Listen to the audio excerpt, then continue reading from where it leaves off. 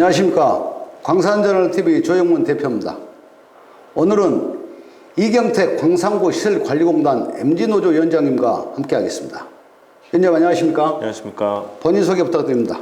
예, 저는 현재 광산구 시설관리공단의 통합노동조합 위원장을 하고 있는 이경택이라고 합니다.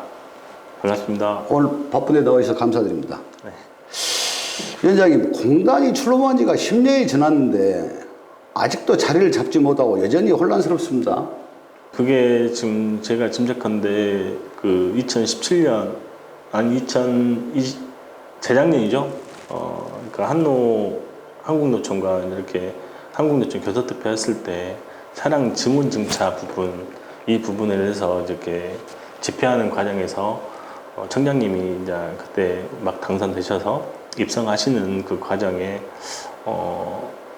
그때부터 이제 조금 공단의 개입적인 부분들이 많이 좀 있어서 지금 이 사태까지 왔는데 같이 이제 노노 간에 노사 간에 일반직과 환경직 간에 일반직 내에서에 대한 분열 뭐 이런 부분들이 전체적인 그 현재 공단 운영이나 아니면 전체적인 상황들에서 심화됐다고 저는 보여지는 상황입니다. 네, 문제가 있다 그 말씀이시네요. 그렇죠. 예, 네. 예.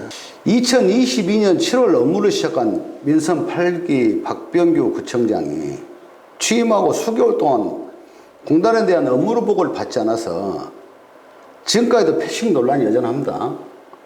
10년이 지난 공단이 아직까지 자리를 잡지 못한 이유라는 지적도 있습니다. 구청장이 공단 업무 보고를 패싱한 원인이 MG노조 위원장님으로서 공단에 문제가 있다고 보시는지.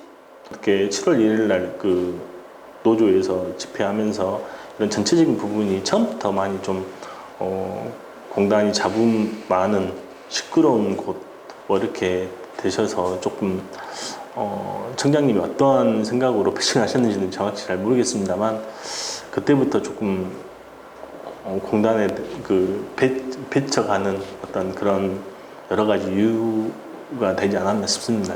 예. 다음 질문하겠습니다. 네. 박병규 구청장 선거 캠프에서 일했던 현 임영일 이사장이 그 후에 들어왔죠. 네. 구청장의 공단 패싱 논란이 목적이 따로 있었다. 근데 그걸 결국 달성했다고 수군거립니다. 어떻게 생각하십니까? 여러 가지 이번 이명일 이사님이 처음 사안은 아니겠지만 뭐 그 전에 이사장이고 청장님도 어떤지는 저는 잘 모르겠습니다만 이명일 이사님이 제가 차후에 뭐 캠프에서 일하셨다는 어떤 그런 이야기를 듣고 그다음에 그때도 여러 언론에서도 뭐 그런 사안들 가지고 기사가 많이 나왔던 걸 접했습니다. 구청장이 직원과 노조원 고발도 당시 공단 신선호 이사장을 압박해서 교체하기 위한 일련의 과정이었다는 지적이 설득력을 얻고 있는 이유입니다. 결국에는 이 낙하산 인사가 문제죠. 자, 본론 들어가서 네. 작년 10월 박병규 구청장이 네. 공단 직원과 노조원을 고발하는 초유의 사건이 벌어졌습니다. 네. 경찰의 수사 과정과 결과에 대해서 입에서 입으로 소문이 돌고 각종 의혹이 제기되는 등 논란이 끊이지 않고 있습니다. 네. 어떻게 생각하십니까? 저희 조합 차원에서도 그 문제 가지고 처음에 무혐의 판결이 나왔을 때 저희 조합 여론은 왜 대응을 하지 않느냐, 대응을 해야 되지 않느냐, 여러 가지 이렇게 말들이 많았습니다. 근데 위원장 독단적인 생각은 아닙니다만 그때 당시 대응을 해야 되나 아니면 저희 조합원들이 그래도 현역에 복직했으니 이걸로 어떻게 좀 참아야 되나 여러 가지 고민하는 사안들도 있었는데요. 저는 그 사안을 이렇게 기억을 하거든요. 청장님께서 고발을 하시고 여러 그 스포트라이트 언론사에서도 계속 기사를 내고 기사를 접하면서 제가 광산구에 20여 년 이상 이렇게 거주를 하고 있으면서 이런 구청장님께서 산하기관의 직원을 이사장도 아니고 직원을 이렇게 고발하는 어떤 사안들에 대해서 저도 참으로 좀 놀랬던 부분이 있고요. 그때 당시 고발했을 때 저희 MG노조 새로고침협의회에서 내려와서 청장님 그 면담도 한 적이 있습니다. 그때 청장님께서 그렇게 이야기하셨어요.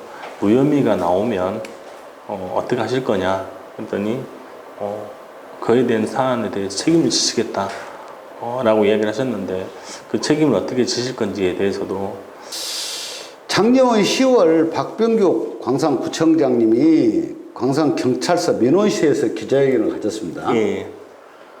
그 기자회견에서는 공단 직원 2명, 노조원 2명을 고발하는 사건이 벌어진 거거든요. 뭐 초유의 일입니다. 저도 뭐 광산구에서 나와서 컸지만은 구청장이 누구를 고발했다는 말은 처음 들었어요. 여기에 대해서 참 많은 사람들이 답답함을 느꼈습니다. 공단에 엄연하게 이사장이 있는데 왜 고발 주체로 박병규 광산구청장이 나섰을까? 어떻게 생각하십니까? 이렇게 내부 징계 3개월 정직이면 끝났을 수 있는 상황을 가지고 얼마나 많은 큰 금전적인 그 직원 한 명의 직원들 2명의 직원이 금전적인 피해를 받고 정신적으로 피해를 받습니까? 그러니까 꼭 그렇게만 했어야 되는지 사실 저도 좀 안타까운 부분들은 없지 않아 있습니다. 그래요. 고발 결과 어떻게 됐습니까? 누가 구속되고 진역 갔습니까? 아니 벌금형으로 끝난 걸로 알고 있습니다. 벌금형 2명 네. 벌금 나왔다 그 말씀이시죠? 네. 결과적인데요. 구속될 일도 아니고 어찌 보면 벌금형 받을 일인데 구청장까지 직접 나서서 기자회견을 하고 고발장을 접수하는 퍼포먼스를 요란하게 할 필요가 있었을까요? 구청과 구청장님이 어떤 사견을 가지시고 어떤 생각을 가지셨는지는 저는 잘 모르겠지만 굳이 그렇게 해서 이렇게 좀 이렇게 해야 될 이유가 있었는지는 사실 의문인 건 사실입니다. 당시 고발당한 노조원의 혐의는 무엇이었습니까? 문서 폐기를 그 사죄했다는 뭐 그 정도 사안인 걸로 알고 있습니다. 그렇다면 이제 뭐 과정을 들었으니까 이제 경찰 수사 결과가 논란이 많은데 거기서 한번 이야기를 해보시죠. 직원 2명하고 노조원 2명 경찰 수사 과정에 대해서 들은 이야기가 없습니까? 저희 조합원이 일단 조사를 받기 전에 저한테 미리 연락을 했고요. 그래서 이제 조사를 받고 난 후에 그 조합원을 통해서 뭐 이야기를 들었고요. 문제가 크게 될 수 있는 사안인지 아닌지에 대해서 이제 수사해보고 수사 결과 이렇게 통보 받으면 된다. 뭐 이렇게 해가지고 뭐 조사 받았다는 이야기만 들었습니다. 근데 그러니까 수사가 이제 별 문제가 없이 무혐의 쪽으로 이렇게 쭉 가고 있었는데 갑자기 수사 방향이 바뀌면서 이제 깊숙이 들어오면서 개인 그렇죠, 네. 정보에 대한 동의를 요구했다는 말씀이 경찰에서. 좀 애매합니다. 좀 이게 왜 이렇게 되죠? 저는 이런 경우는 좀 처음인 것 같습니다. 가지고 그래요. 주변 선배님들 물어봤는데 뭔 다른 사안들이 있는 것 같다라고만 그런 분들도 뭐 변호사나 선배들도 다른 어떤 것이 있지 않냐 그렇게만 이야기했지 뭐 다른 사안도 없었는데 조금 그런 어떤 수사 선행 방법들이 조금 저는 약간 아직도 조금 의문이고 의아해하는 부분이 있습니다. 그래요. 그러니까 경찰 수사가 무혐의 쪽으로 이렇게 가닥이 잡혀 가는데 갑자기 급선회하면서 개인정보 동의를 요구하고 네. 그래서 이제 결국은 2분이 벌금이 나왔네요. 그렇죠. 결과적으로? 저희 조합원 2명은 다 일단 증거불충분 무혐의. 저는 그 증거불충분 무혐의라는 게 저는 법률적 용어를 어떻게 해석해야 될지 모르겠지만 아직도 구청에서는 죄가 없는 게 아니다. 증거가 없는 것이다. 이렇게 이야기를 저한테 계속 해요. 근데 정말 좀 법에 대해서 아시는 분들 있으면 자문 좀 해주십시오. 이게 그게 맞는 건지, 죄가 있는 건지, 아니면 죄가 없는 건지 저한테 좀 알려주셨으면 좋겠습니다. 그래요. 예. 광산구청장이 고발한 사건과 관련해서 예. 특정인이 개입했다는 내용을 좀 저도 얼핏 들은 내용이 있거든요. 만약 특정인이 개입해서 청탁으로 사건이 왜곡됐다면 어떻게 되는 겁니까?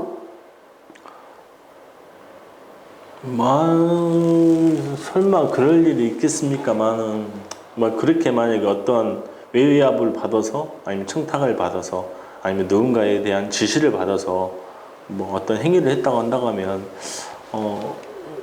정말 지금 요즘에 막 검찰 신뢰도 이러는데 뭐 광산 경찰서의 어떤 그런 그 신뢰도는 많이 좀 무너지고 또한 그 국민의 안전과 생명을 보존 그 책임져야 경찰관들이 좀 안 그랬으면 좋겠다는 마음뿐입니다. 그러니까요. 저도 그 말씀에 동의하고. 근데 광산구청에서 예. 구청장 고발 사건에 대해서 경찰이 무혐의 처분하는 사실을 사전에 어떻게 알았을까요? 저는 굉장히 이게 궁금하고요. 사건 처분 결과를 미리 알 수 있는 사람은 경찰서 내에서도 수사 지휘권을 가진 수사과장과 경찰서장 정도 있을 텐데요. 네. 근데 어떻게 그 무혐의 처분한 것을 사전에 알았을까요? 구청에서? 그러니까 저희들도 조사를 받게 되면 저부터도 경찰 조사를 받게 되면 일단 조사를 받고 가 있으면 통보가 갈 겁니다. 기타 등등의 다른 어떤 서면으로 오기 전까지는 뭐 안 알려주는 걸로 알고 있는데 고발당한 노조원이 무혐의 받으면 고발한 박병규 광산구청장 체면이 구겨지는 일이라는 말도 있는데 그럴 수도 있죠. 그렇게 많은 언론에서 아침에 대서특필하고 광산구 아니면 그 KBC 뭐 이렇게 해가지고 전체 방송에서 그렇게 나왔는데 만약에 제가 없고 누군가는 무능한 거겠죠. 경찰의 수사를 못해서 죄를 못 밝혀냈다든지. 요즘 경찰 수사 누가 지휘합니까? 아직도 외부에서 부정한 청탁을 통해 수사가 이루어집니까? 저는 그렇지 않다고 봅니다. 그렇지 않고 일부 뭐 그런 경찰관들이 있을 수는 모르겠지만 그게 가능하면 안 되는 거 아닌가요? 그렇죠. 당연히 그러죠. 가능하면 안 되죠. 근데 이제 그런 소문이 나도니까, 이게 문제라는 것이죠. 거기 담백하게 딱 끝났으면 문제가 안 되는데, 그렇지 않고 자꾸 말이 계속 부풀려지고, 뭐, 말이 나와서 부풀려졌던, 어쨌든 간에 처음에 있었던 말은 있었을 거 아니에요. 그렇겠죠. 예. 그래서 자꾸 이제 구청장이 고발한 사건에 대해서는 없는 죄를 만들어서 처벌을 해야 되느냐. 그런 내용도 들리지 않습니까? 자꾸. 그런 내용이죠. 요즘도 경찰서 수사과장이 저녁 술자리에 부르면 가고, 사건과 관련한 이해 당사자와 사적 만남을 갖고, 사건 관련 정보를 흘리고, 청탁받고, 뭐 즉시 수사에 반영하고, 그런 일이 과연 있었을까요? 그래서 저는 그 부분에 대해서는 지금 현재 그런 사안들이 만약 이루어졌다고 한다고 하면 문제가 되겠죠. 못된 송아지 엉덩이 뿔난한 일이 어느 조직이나 있을 수 있겠죠. 네. 뭐 100명에 한두 명 이렇게 있을 수 있지만, 하지만 막상 내가 그 피해자가 된다고 생각하면 오싹합니다. 위원장님 이제 마무리 발언해 주십시오. 저 어렸을 때 이제 아주 재밌게 봤던 이제 통과제리 만화,